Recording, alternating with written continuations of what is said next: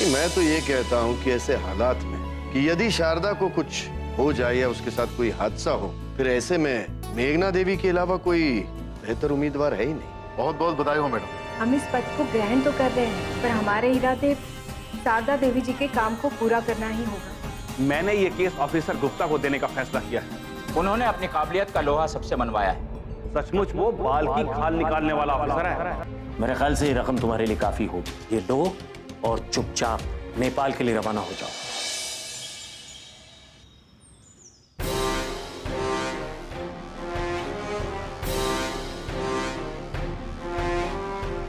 आदित्य, हम लोग ये सोच रहे थे कि अगर मैडम राजवीर की ओर मुड़ी तो हमारा नुकसान होगा, मगर मैडम तो हॉस्पिटल में पड़ी है। लेकिन हम इस मामले में कुछ कर भी तो नहीं सकते। इंतजार करना हमारी मजबूरी है। आपको मुझे फोन आया तो मुझे लगा कुछ जरूरी बात होगी। बात जरूरी ही है। इस हमले के मामले को लेकर पुलिस ने गहराई से छानबीन शुरू कर दी और वो ऑफिसर गुप्ता, वो तो बाल की खाल निकालने पर तुला। इसलिए हम तुम्हें ये कहते हैं कि उसके सामने अगर कुछ भी बोलो तो सोच समझ कर बोलना। कहीं ऐसा ना हो कि इस छानबीन के चलते हमारी सच्चाई बाहर आए। ठीक है प्रदीप।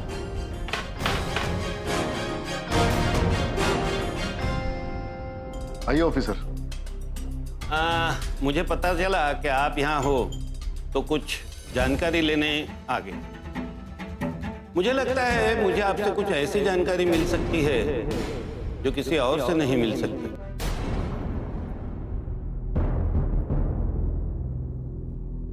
हाँ हाँ, पूछिए ना। ये आदित्य है। ओ आदित्य, ये मुख्यमंत्री जी के साथ ही रहता है। मुझे पता था। अच्छा, अब मैं ये जानना चाहता हूँ कि आप लोग मुख्यमंत्री निवास में साथ में रहते थे,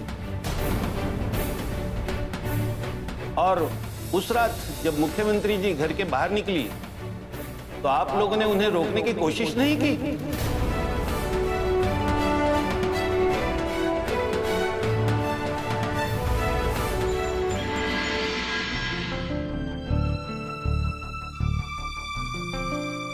कुछ पता है ललन जी, शंकर जी कब तक आएंगे? बस वो आने ही वाले हैं। ये लीजिए आगे। नमस्कार।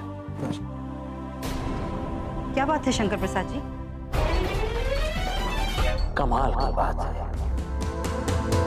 हमने 2 चालें चली और अपनी पहली चाल को दूसरी चाल से काट दिया।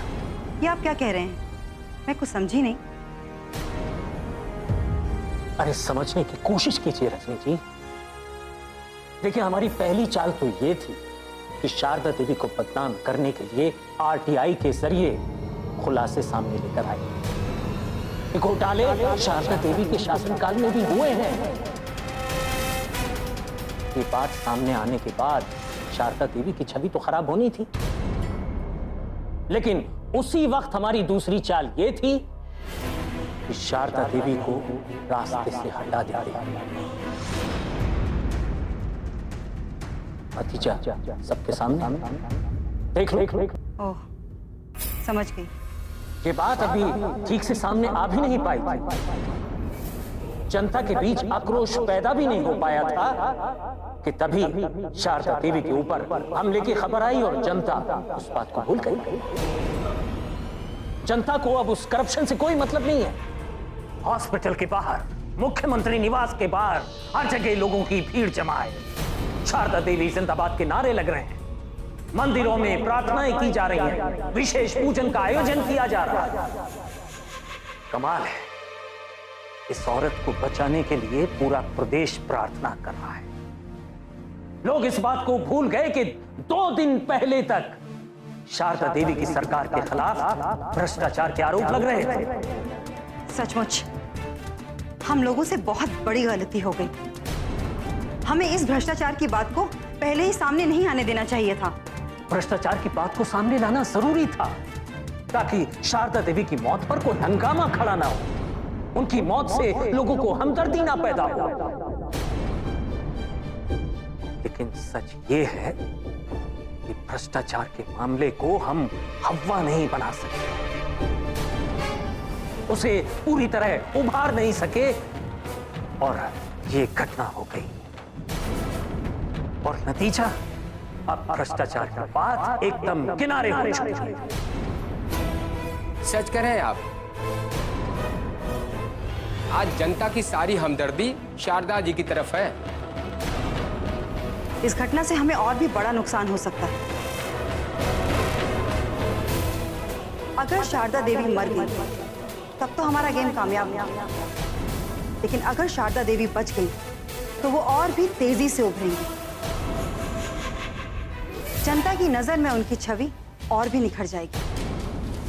जनता की नजर में उनका कद और ऊंचा हो जाएगा, और ऐसी स्थिति में शारदा देवी को हरा पाना किसी के भी बस की बात नहीं हो।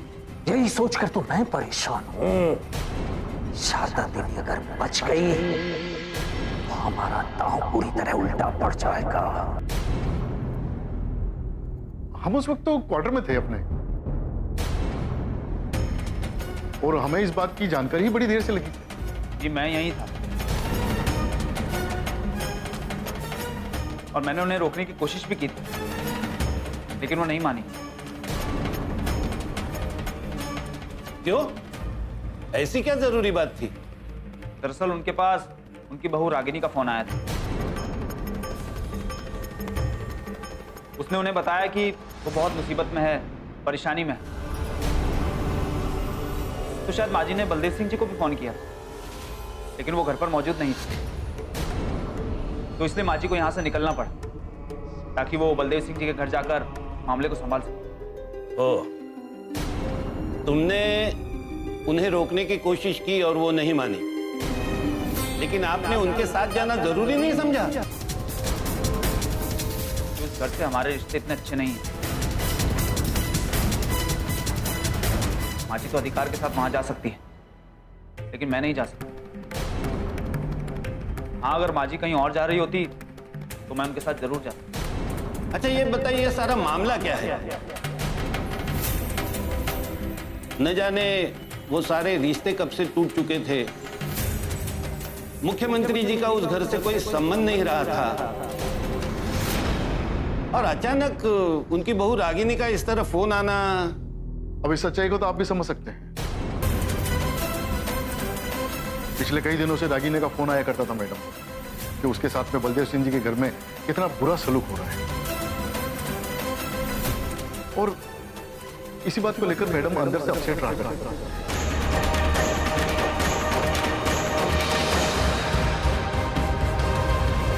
ओह, और क्या जानते हैं आप इस बारे में? पुलिस की छानबीन चल रही है, और मैंने सुना है कि नए ऑफिसर को लाया गया है। ये वही ऑफिसर है जिसने नागा पांडे को गिरफ्तार किया था। बहुत तेज है ये। जब सामने खड़ा होता है तो ऐसा लगता है कि आंखों में झांक कर दिल की बात पढ़ लेगा। इस कदर खतरनाक ऑफिसर है, और उसे छानबीन के लिए लगाया गया है। तब तो आपको और भी सावधान रहना पड़ेगा। ऐसा कोई भी क्लू, ऐसा कोई भी सुराग नहीं मिलना चाहिए जिससे वो सच्चाई तक पहुंच सके। एक ही तरीका था जिसके जरिए ये ऑफिसर सच्चाई तक पहुंच सकता था, और वो थी नागा पांडे के साथ रहने वाली लड़की स्वीटी, जिसे मैंने पैसे देकर नेपाल रवाना कर दिया है। मतलब वो ऑफिसर उस लड़की के जरिए आप तक नहीं पहुंच सकता। आपने वो रास्ता भी बंद कर दिया। लेकिन फिर भी ये सोचना गलत होगा कि वो ऑफिसर इस केस की छानबीन में नाकाम रहेगा। हमें हर हालत में सावधान रहना होगा। नजर रखिएगा आप भी, पल पल हालात पर नजर रखिएगा। और आप रजनी जी, बलदेव सिंह के घर से जितनी खबरें निकाल सकती हैं निकालने की कोशिश कीजिए, तभी हम किसी नतीजे पर पहुंच सकेंगे।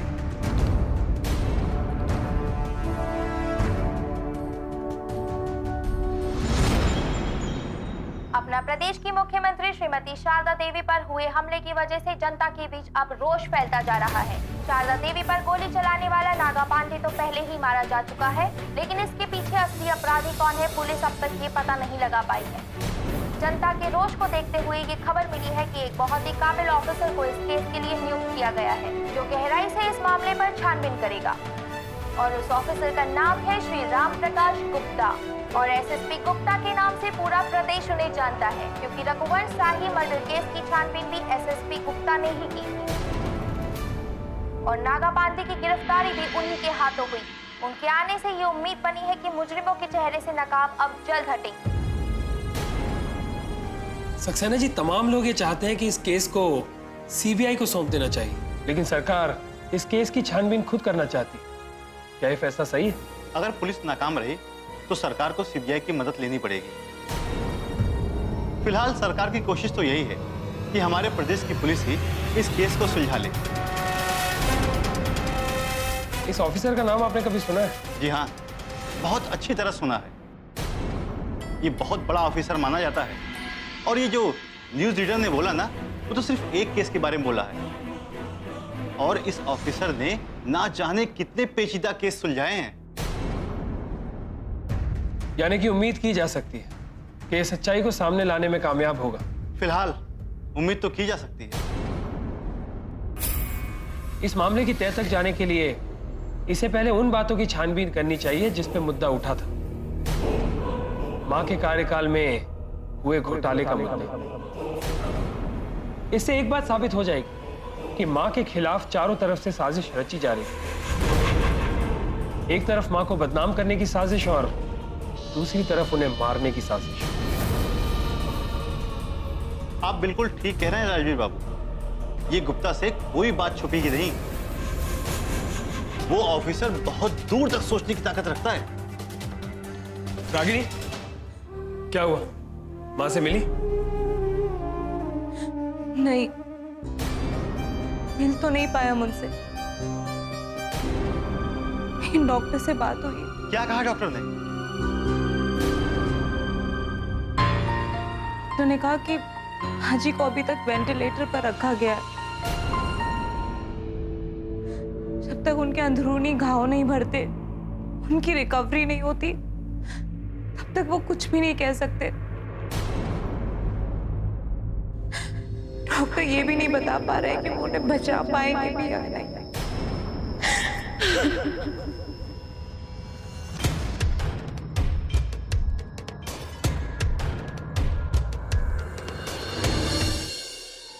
राजवीर, हॉस्पिटल से कोई खबर आई?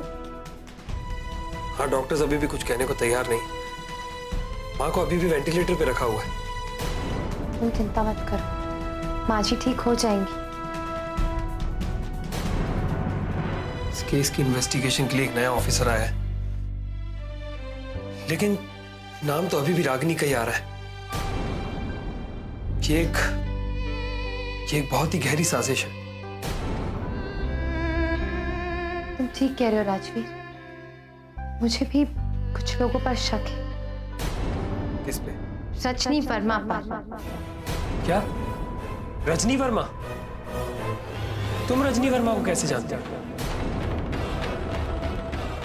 मैं रजनी वर्मा को जानती हूँ राजवीर। कब और कैसे, इस बारे में हम बाद में बात करेंगे। पहले जो मैं कह रही हूँ उससे सुनो। मुझे रजनी वर्मा पर शक है। क्या कह रही हो तुम? रजनी वर्मा इतने बड़े काम को अंजाम देगी? नहीं, मैं ये नहीं कह रही हूँ कि रजनी वर्मा ने इस काम को अंजाम दिया होगा, लेकिन इस मामले में कहीं ना कहीं वो शामिल जरूर है। लेकिन तुम ये कैसे कह सकती हो? क्योंकि रजनी वर्मा ने मुझसे खुद कहा है कि शारदा देवी की सरकार अब ज्यादा दिन चलने नहीं वाली। क्या? हाँ राजवीर, रजनी वर्मा को पूरा यकीन था कि बहुत जल्द उसे मंत्री पद मिलने वाला है। शारदा देवी की सरकार गिरने के बाद उसे मंत्री पद कौन देने वाला था? और जब सरकार अच्छी चल रही है, कैसे पता कि सरकार जाने वाली है? मुझे पूरा शक है राजवीर कि इसके पीछे जिसका भी हाथ है, रजनी वर्मा उससे जरूर मिली हुई है। तुम्हें शक है ना? हमारे पास इसका कोई सबूत नहीं, और हमारे पास सबूत ना हो तो हम ये बात कह भी नहीं सकते। पुलिस छानबीन कर रही है, सच्चाई का पता तो लग ही जाएगा। पूरा सरकारी तंत्र इसकी छानबीन में लगा हुआ है, लेकिन अपना बयान देते समय तुम इस बात का ख्याल रखना कि किसी को भी हमारे परिवार की तरफ उंगली उठाने का मौका ना मिल जाए। जिंदगी का भंवर है।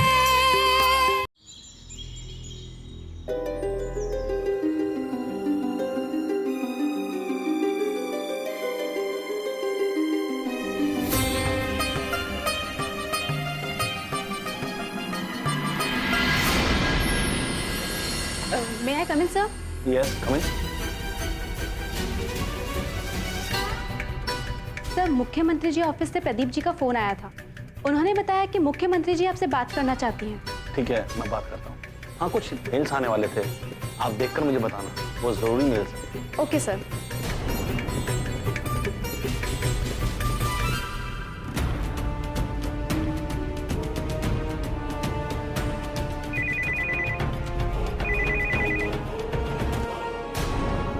हेलो।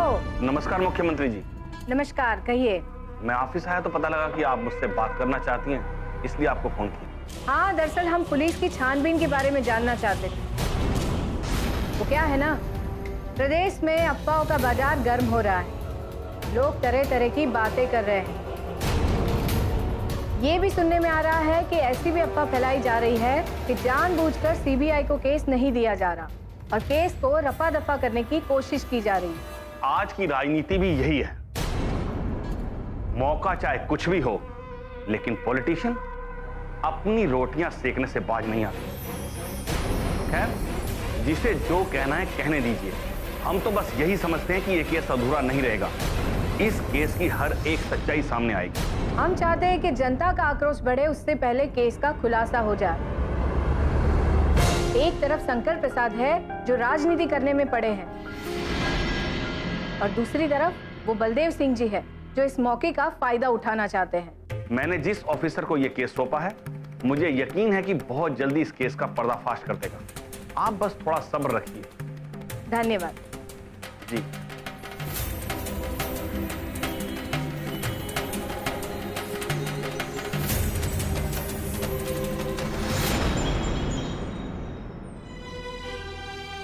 नहीं बेटा, जिंदगी से इतना मायूस नहीं होते। हालात कभी कभी दुश्वार होते हैं, लेकिन हिम्मत के साथ इनके साथ लड़ना होगा। तुम उस घर की बहू हो और उस घर पर तुम्हारा पूरा अधिकार है। मैं तुम्हारे साथ हूँ बहू। कोई भी नई बात हो तो मुझे तुरंत फोन करना। क्यों हुआ ये सब कुछ? किसकी साजिश थी ये?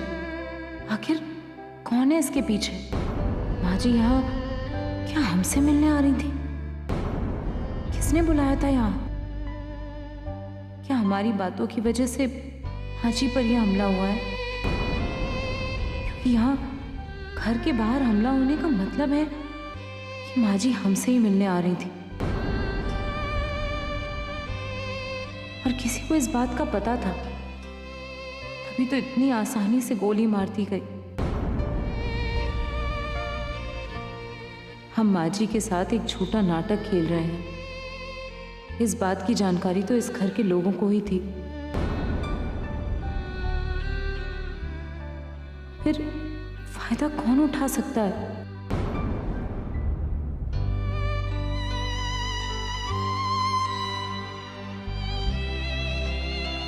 कहीं इसके पीछे पापा जी का हाथ तो नहीं?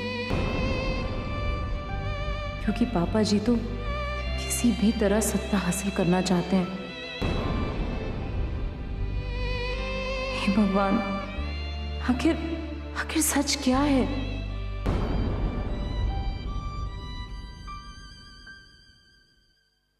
रागिनी, रागिनी संभालो अपने आप को। कैसे संभाले राजवीर? हमें तुमसे बहुत सारी बातें करनी है। ये जो कुछ भी हुआ इसका जिम्मेदार कौन है? और माँ जी यहाँ हमारे बंगले के सामने क्यों आई थी? और किसे पता था कि वो यहाँ आने वाली है? ये तुम क्या कह रही हो रागिनी? आज हमें अपनी गलती का एहसास हो रहा है राजवीर। हम उनसे झूठ बोलकर उनकी मौत तो नहीं चाहते थे, तो क्या मैं मौत चाहता था? मैं तो खुद इस बात से हैरान हूं कि ये सब हुआ कैसे। एक नहीं, बहुत से सवाल है जिनका जवाब हम ढूंढ रहे हैं। हाँ, तो भगवान से सिर्फ यही प्रार्थना है कि माँ जी की जिंदगी बख्श दे। हिम्मत से काम लो रागिनी, माँ को कुछ नहीं होगा।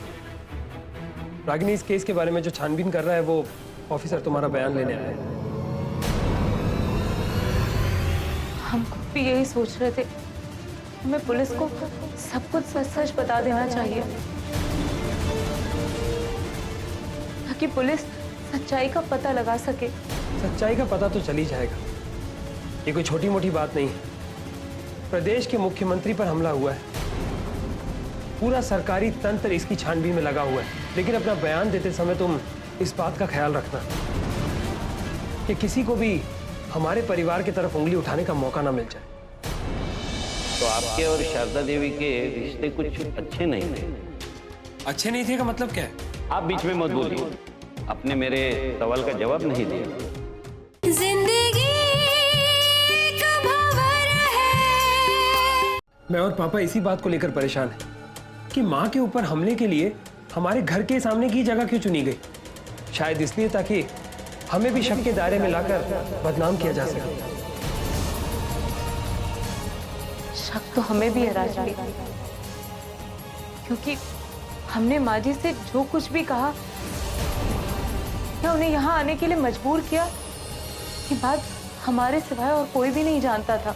इस साजिश के पीछे जो कोई भी है उसका पता तो चल ही जाएगा। फिलहाल तुम चलो अपना बयान दे दो, लेकिन एक बात का ध्यान रखो, सब कुछ बता सकती हो लेकिन ये मत बताना कि हम ये सब नाटक कर रहे हैं और इसके पीछे हमारा मकसद अपनी राजनीति को चमकाने का है। उसके सिवाय तुम जो चाहे वो बता सकती हो। मैं खुद भी चाहता हूं कि सच्चाई पे से पर्दा उठे और पता चले कि इसके पीछे है कौन। चलो।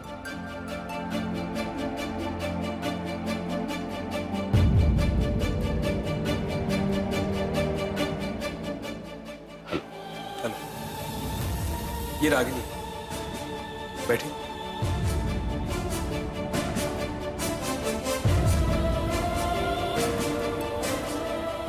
मैंने सुना था आपका एक्सीडेंट हुआ था और कुछ महीने पहले आप जब अस्पताल से घर आई तो आपके और शारदा देवी के रिश्ते कुछ अच्छे नहीं थे। क्या ये सच है? अच्छे नहीं थे का मतलब क्या है? प्लीज आप बीच में मत बोलिए, मुझे मेरा काम करने दीजिए। आपने मेरे सवाल का जवाब नहीं दिया।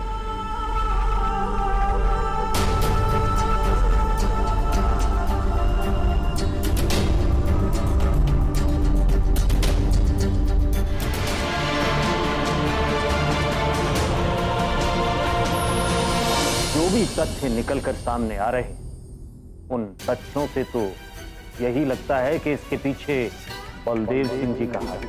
माँ की तबीयत अब कैसी है पापा? बेटा अब सुधार हो और डॉक्टर ने कहा कि जल्दी उन्हें होश आ जाएगा। बेटा पुलिस को भी शारदा के होश में आने का इंतजार है ताकि शारदा के जरिए असली मुजरिम तक पहुंचा जा सके।